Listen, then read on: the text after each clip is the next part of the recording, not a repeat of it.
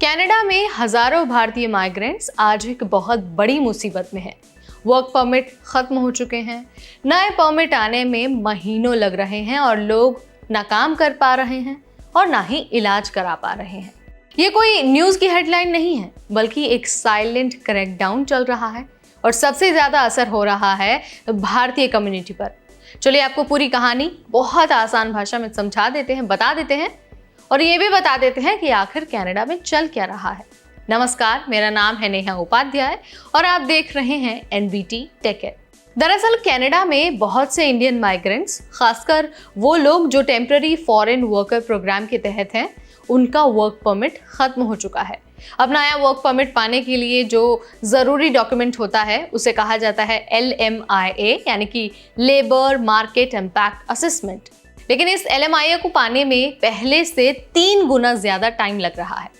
पहले जहां 2 महीने में काम हो जाता था, वहीं इस काम को करने के लिए 5 से 6 महीने या फिर उससे ज़्यादा लग रहे हैं। इस बीच में वर्क परमिट एक्सपायर हो जाता है और जो व्यक्ति है वो इल्लीगल हो जाता है। LMIA का मतलब है कि कनाडा सरकार ये चेक करती है कि कोई कंपनी अगर किसी विदेशी को नौकरी देना चाहती है तो क्या उसी पोस्ट के लिए कोई कनाडाई नागरिक उपलब्ध है या फिर नहीं है। अगर कोई कनाडाई नहीं है तब जाकर विदेशी वर्कर को काम करने की इजाज़त मिलती है। लेकिन जब ये LMIA ही टाइम पर नहीं आ रहा तो वर्कर्स फंस जाते हैं, ना काम कर सकते हैं और ना ही हेल्थ केयर ले सकते हैं। आपको एक रियल लाइफ इंसिडेंट से सारी चीज़ें बता देते हैं। देवी आचार्य नाम की एक महिला अक्टूबर 2022 में भारत से कनाडा आई थी। उन्हें होटल में हाउसकीपिंग की नौकरी मिली। उन्होंने घर खरीदा, बच्चा स्कूल में भी एडमिट करा दिया, यानी कि सब कुछ सुनने में बहुत सेट लग रहा था। लेकिन 2024 में उनका वर्क परमिट खत्म हो गया। उन्होंने नया LMIA अप्लाई किया, लेकिन महीनों तक उन्हें कोई रिस्पॉन्स ही नहीं मिला। 2025 में उन्हें मिसकैरेज हुआ, लेकिन वो हॉस्पिटल नहीं गई क्योंकि हेल्थ इंश्योरेंस भी खत्म हो चुका था। इसके अलावा प्राइवेट इलाज के लिए खर्चा बहुत ज़्यादा था। कनाडा सरकार ने ना कोई डिपोर्टेशन की बात कही है, ना ही कोई रेड मारी है, लेकिन उन्होंने इमिग्रेशन प्रोसेस को इतना स्लो बना दिया है, इतना टाइट बना दिया है कि लोग खुद ही टूट कर वापस लौट रहे हैं। 2025 के लिए इमिग्रेशन टारगेट भी घटा दिया गया है। पहले जहां 5 लाख लोगों को PR देने की प्लानिंग थी, वहीं अब सिर्फ करीब 4 लाख लोगों को ही मौका मिलने वाला है। मतलब ये जो वर्क परमिट पर आए थे, उन्हें अब PR में मुश्किलों का सामना करना पड़ सकता है। जनवरी 2025 से एक और रूल आया है। रूल ये है कि अब सिर्फ कुछ ही वर्कर्स और स्टूडेंट्स के स्पाउस को ओपन वर्क परमिट मिलेगा।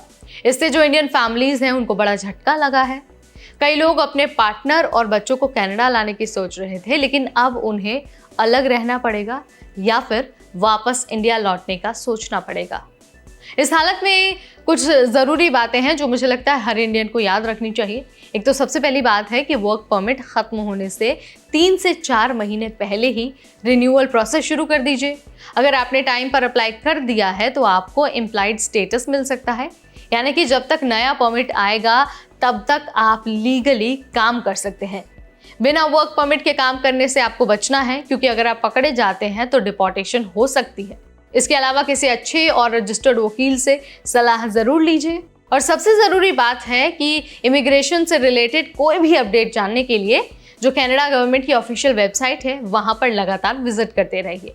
तो दोस्तों, हमने आपको पूरा मामला बता दिया है कि कैसे कनाडा में रहने वाले जो लोग हैं उन्हें साइलेंट तरीके से डिपोर्टेशन का सामना करना पड़ रहा है। सरकार कोई किसी को डिपोर्ट नहीं कर रही है, रेड नहीं मार रही, लेकिन जिस तरह से प्रोसेस स्लो हो गया है रिन्यूअल का और लोगों का जो वर्क परमिट है वो रिन्यू नहीं हो पा रहा, ऐसे में वो इल्लीगल हो रहे हैं और उन्हें अपने आप ही कनाडा छोड़ना पड़ रहा है। तो सवाल ये उठता है कि क्या US की तर्ज पर अब कनाडा भी डिपोर्टेशन का रास्ता अपनाएगा? इमिग्रेशन कम करने के लिए क्या इमिग्रेंट्स को कनाडा से बाहर निकालेगा? क्या भारतीयों के लिए अब कनाडा सेफ नहीं रहा? क्या कनाडा भारतीयों को बाहर निकाल देगा? जो भी आप मानते हैं इस बारे में, जो भी आपके विचार हैं, कमेंट के जरिए आप मुझे बता सकते हैं। इस वीडियो में फिलहाल इतना ही। अगली बार फिर आएंगे नई जानकारी लेकर। तब तक मुझे यानी नेहा को दीजिए इजाजत। Keep watching NBT take care.